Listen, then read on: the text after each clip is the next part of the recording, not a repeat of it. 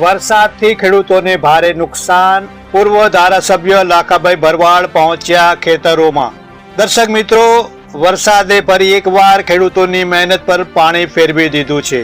વિરમગામ, માંડલ, દેત્રોજ અને નળકાંઠા વિસ્તારના ખેડૂતોને કમોસમી વરસાદે ભારે નુકસાન પહોંચાડ્યું છે. પાક બરબાદ, ખેતરો ખાલી અને હવે ખેડૂતો ચિંતામાં છે. આ જ વેદના સમજવા માટે આજમત વિસ્તારના પૂર્વ ધારાસભ્ય લાખાભાઈ ભરવાડે વિસ્તારના ખેતરોની મુલાકાત લીધી.